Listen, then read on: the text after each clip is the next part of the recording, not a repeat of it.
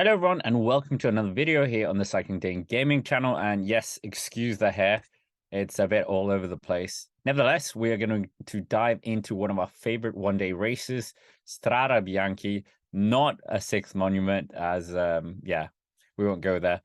But anyway, today we're going to do a gameplay simulation where I basically follow Mathieu and see how he will do with not that much control from us, but more that we're just observing. So the closest that we can get to kind of a predictions model, we have the 2023 rosters. And Mathieu, if we just take around the team that that is on Pro Cycling Stats, Jasper Philipsen and Sanka Andersen. Mathieu, of course, our leader, and then we get underway. But nevertheless, start of the race, we can see the rainbow jersey is there, so that means Remco Evenepoel is in the race. He's not in real life. But yeah, first kilometer, 184 kilometers, and you can see our riders getting to the front there. Chavez in the race as well. That's quite an unusual one, to say the least. But just a breakaway going up the road, and we're not taking part in the breakaway. Hugo Holgor is one of them. Ghana and Serrano, the winner of Tour Britain last year, I think. But yeah, we're just making sure to keep ourselves in the pack. Mathieu is the key rider of note. The leader, there's nothing really we can say about Mathieu at this stage. All the hyperbolic adjectives have been thrown, but you can see the breakaways just up the road. Letting Ghana go is quite an unusual one. I'd love to see Ghana in a breakaway in Strade, but we're seeing there's a second attack here. Was that Sanchez we could see there? But we still have 177 kilometers to go. Gomay is in the race. He's not, unfortunately, in real life. But we are in the peloton group. Philipsen taking over control here. Narvaez attacking as well for Ineos Grenadiers. There's a lot of attacking going on, a lot of people trying to get up in that breakaway. The breakaway hasn't got the same success rate as we've seen in potentially Paris-Roubaix. So it's a interesting strategy, but we're just making sure that we're chilling out here. There's 145 kilometers to go, so we've jumped a bit. And let's see. Philipsen, we're still in a very strong position here. There's plenty of sectors coming up as well. The next one is one-star sector, Radi.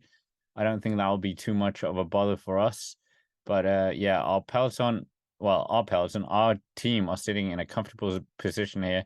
No one really phasing us at this stage. So it's a good position to be in. No punctures as of yet. Jumbo-Visma, obviously our biggest threat, you would say. I think they've got Wout van Aert in here. No Wout van Aert in real life, which is a shame.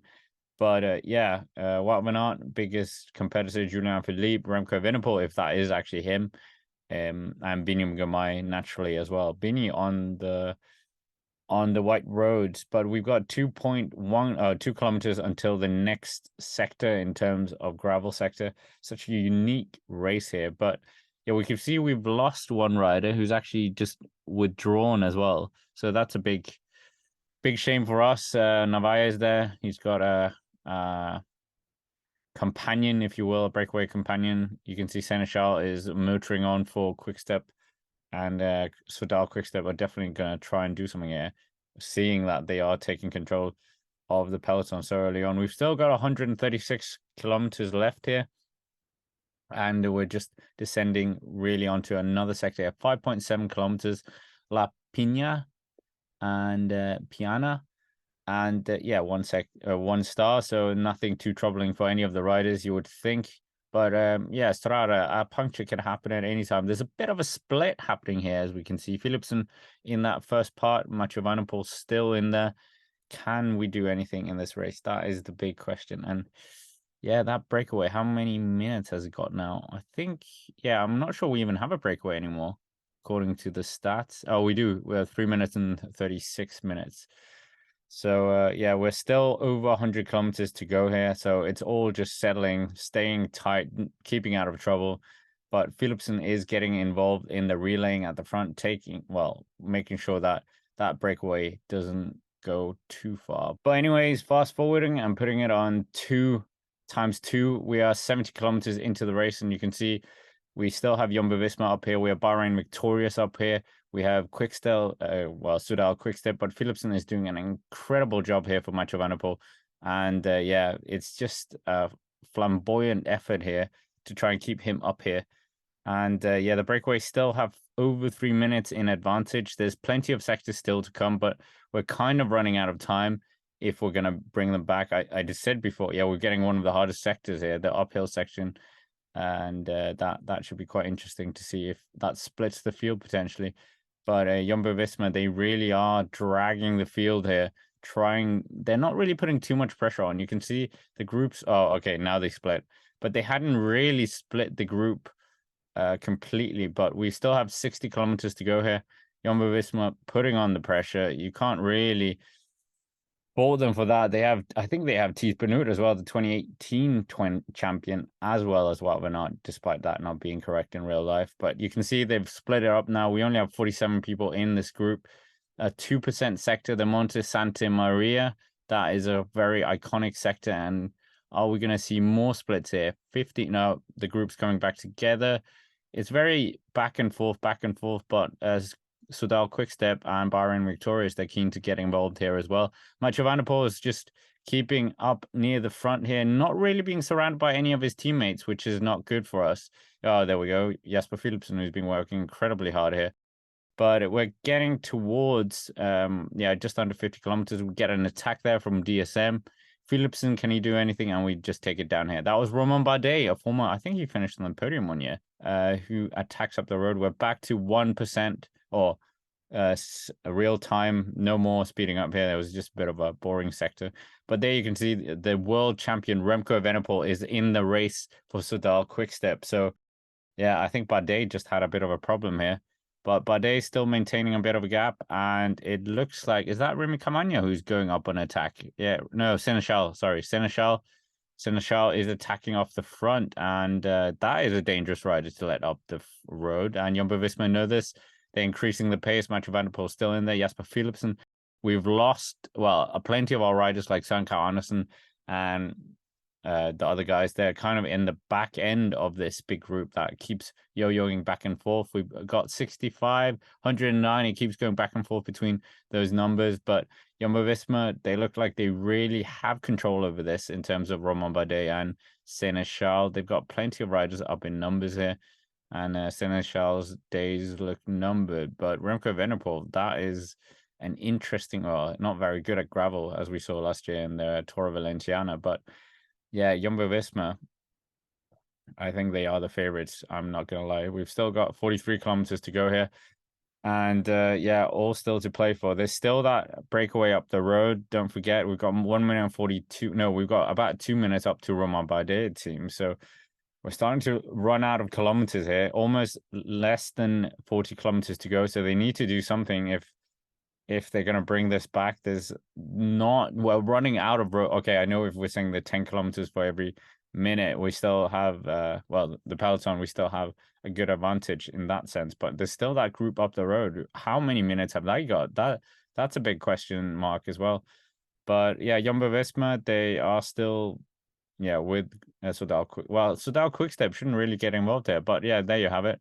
Romain Bardet 2 minutes ahead, and we still have two lone leaders of Serrano and Narvaez here. So yeah, they've got a good gap here, you must say. And Mathieu van der Poel still in here. And Søren Kragh Andersen has made his way up as well. What can we say here? Let's see. Søren Kragh Andersen, can he help us potentially get him into a better position? But Jasper Philipsen doing a sterling effort here to keep up the work. I think we're getting involved with this chase as well. The team orders there. Philipsen solid effort here. He's just been on the front or being near the front for most of this race, controlling the pace. But we've got 32 or 33 kilometers left here. And Philipsen off the front. Is this going to be it? No, he's still in here. But Seneschal gets brought back here, so no more Seneschal at the front. Jumbo-Visma, they're doing an incredible effort. Was that Traknik, I think? Yeah, Traknik. But where is Wout van Aert? We're seeing Wout van Aert is in this race, but Remco Evenepoel, is he not even riding for his own chances here? Maybe he's riding for Julian Philippe. But we still have that breakaway up the road. We can see we're starting to drag them in. I think the two riders up in front, they have about 3 minutes, it seems. But we have Romain Bardet 2 minutes and 30 seconds up there as well. And he's not a rider you want to let. It looks like he might be joining the front two. And then they're going to become a very powerful trio. We've only got 27 kilometers left here. So it's starting to be panic stations here soon. Because, yeah, 3 minute advantage, 26.3 kilometers. Yeah, and now the pressure is starting to increase now. Jumbo-Visma, almost as if they heard me, pushing the pressure on, trying to attack here. We've got a very steep climb coming up here as well. So this is really where we're looking to see, yeah, 34 riders now in this group. So it's becoming a very select group.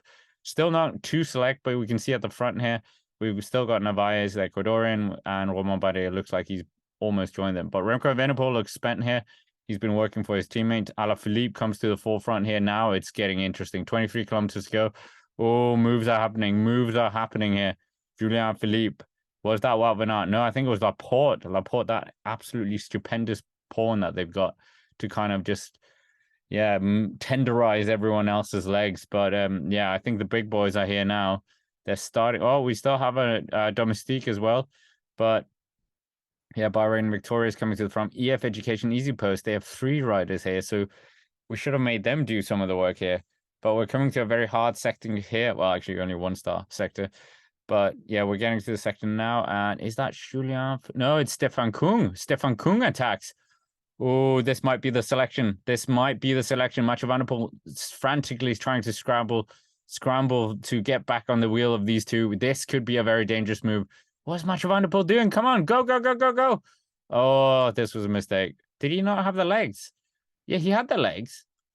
Oh, this is bad. Thies Benoot and Stefan Kung.